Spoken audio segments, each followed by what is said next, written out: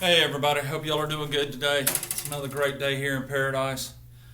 Um, got a friend who's got I believe it's a 2010 Ford F-150, and he put a center console in it that had a slot for a four-wheel drive engaged lever. So he could go from four-wheel drive to two-wheel drive. Well, his truck is a two-wheel drive, so it doesn't have that option. And so he wanted the console because it was a nice split console, two captain seats and the split console in the center. And he really liked it, but he's got that hole right there. So I was talking to him. There was this really nice trim ring that went around it. And I told him, I said, well, let me make a pocket that you can slide in there. This trim ring can go over, and instead of it just being an empty hole, you can actually have useful storage there. So that's what we're going to do today. I've got measurements from the truck, and I've got a piece of scrap metal. It's a little heavy for this. I believe it's 16 gauge, but it's scrap, so it's just laying around. And I'm doing this just to try to help him out. So first thing we're going to do is square this piece of metal up. As you can see, it's definitely not square. We have a torch cut on this edge. This is still a factory edge. This was cut with a pair of manual shears, and I think this side was cut with stomp shears. So we've used it in every orientation possible, with just about every cutting implement possible. So what I'm going to do is use this factory edge in my electric shear, and I'm going to line this edge, since I know it's 100% absolutely square or flat. I'm going to line it up with my gauge. I'm going to trim this edge off so that I know I have a flat edge to work with, and then we'll start our layout from there.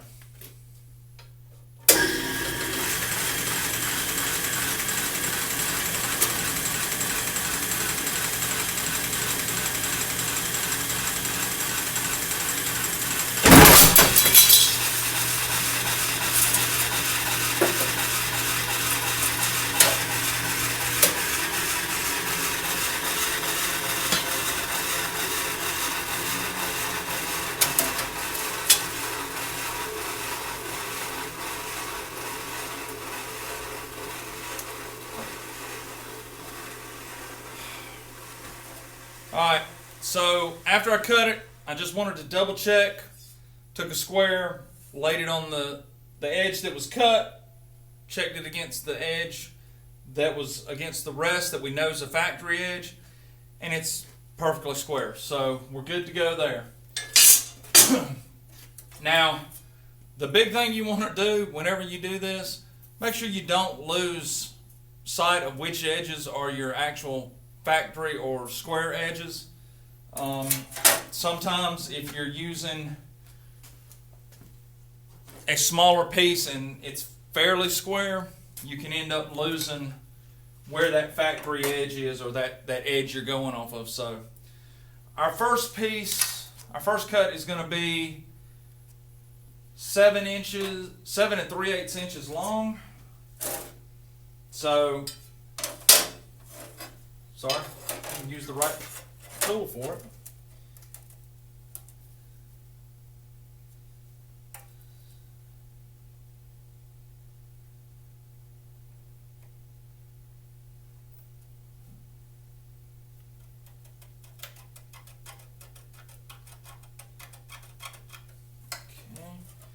Okay, and on this end.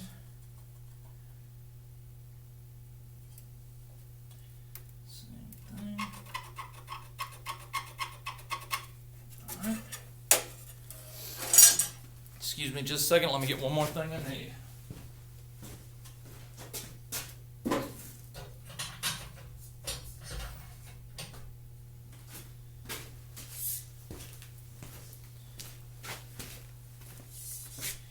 And that the way it is? You start working on something, and just as soon as you get started thinking you have everything, you forget there's one more thing you needed. So that's okay. We've got the straight edge. So now I can lay it out, scribe my mark, and we can cut it to the right dimensions.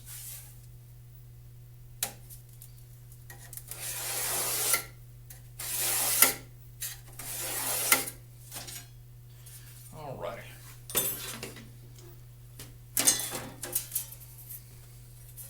I don't know if you're going to be able to see it or not. You can see my scribe mark right there. You can see this has a bunch of mill scale on it as well. I'm not extremely worried about that right now, because once I finish bending everything, welding it together, we'll take it to the sandblaster, sandblast it, and then I'm going to powder coat it just so I make sure it's a presentable product for them.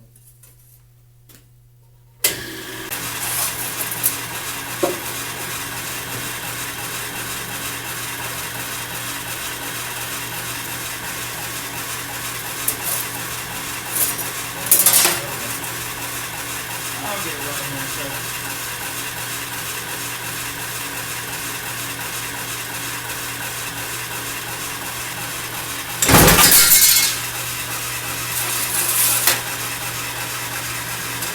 So what I'm hoping to do is make the two long sides and the bottom out of this one piece.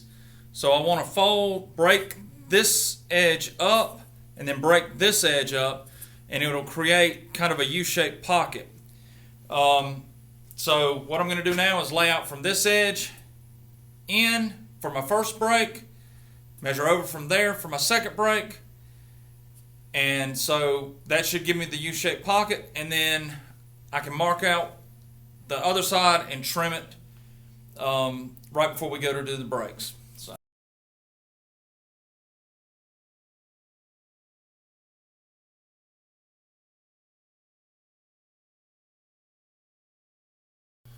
Okay, so I've got my layouts done, and something I do on projects that I want to get them done quick and they're not as precision related as other projects. There's some that you've got to get within 10 thousandths, 100 thousandths, 1,000th of an inch. On this, I've got some room to wiggle. So to speed it up, I know that the first break has to be 5 inches from the factory edge over. So what I did is I take my scale and I lay it out at the 5-inch mark. I take my speed square and I slide it over until it bumps up against the scale. And I know that this edge here is perpendicular to this. So as long as the speed square is lined up with this edge, I've got a perpendicular line here. I can scribe it. And then from that line, I go over to my next measurement, slide the speed square down to the end of the scale, repeat the process, and I can lay out multiple measurements fairly quickly. Again, there might be a little bit of wiggle in it, but it's not enough that's going to matter. And it's going to give it a very quick layout. Like I said, this project, I've got room to wiggle. Other projects, I would take a little more time and lay it out perfectly. This is going to get this done quick.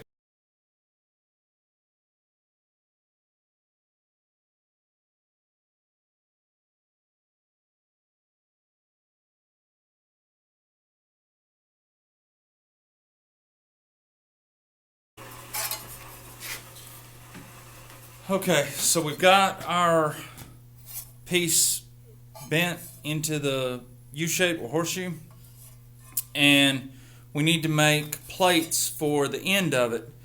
So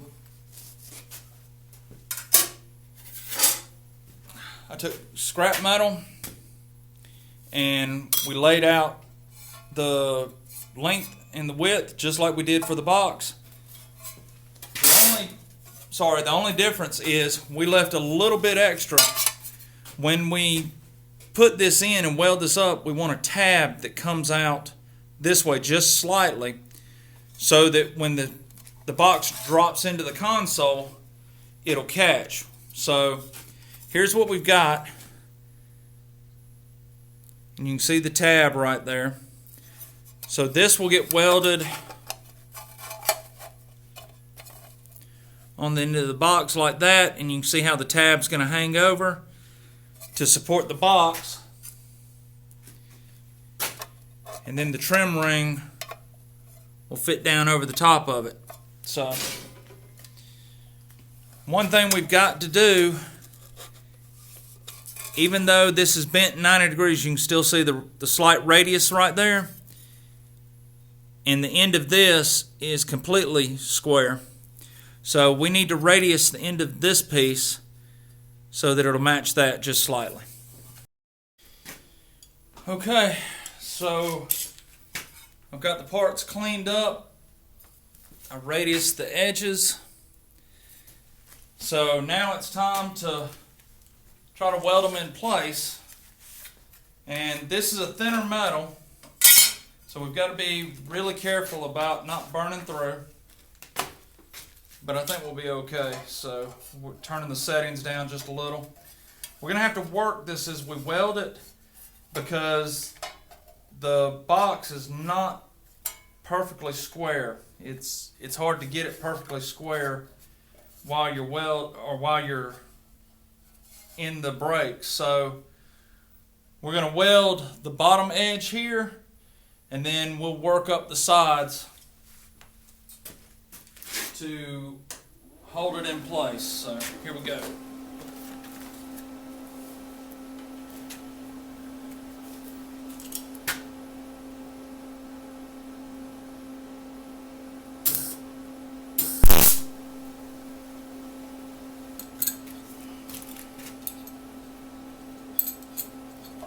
Alright, so now I'm going to squeeze the sides together just a little. There we go. And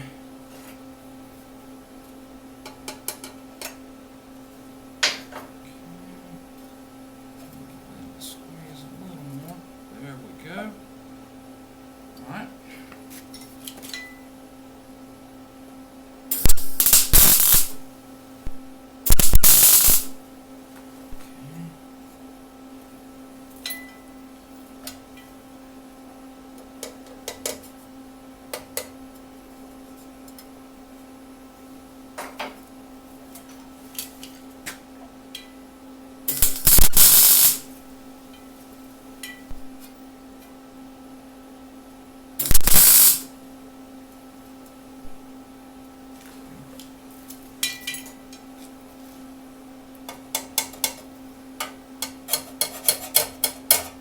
All I'm doing is just light taps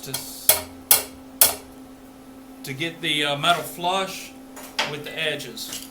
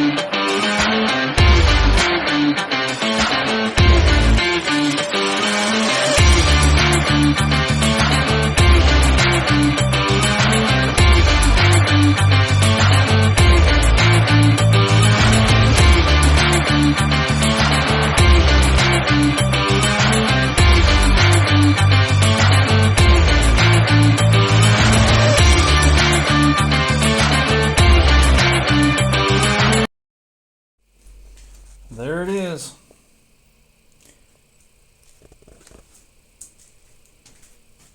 So all I've got to do at this point is sandblast it, powder coat it, and it'll be ready to go. I did change one thing. If you notice right here, these tabs, they don't go all the way across. They just go right there. The reason for that, sorry about making you motion sickness, is on the bottom of the chrome piece, there's 2 tabs, and I needed to make sure that those tabs would clear that tab, so that when it goes down over it, it fits correctly. So there it is.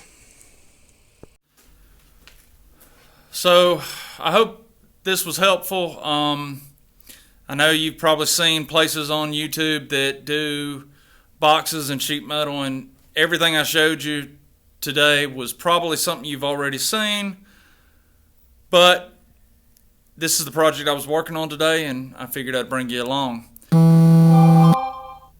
I do want to let you know that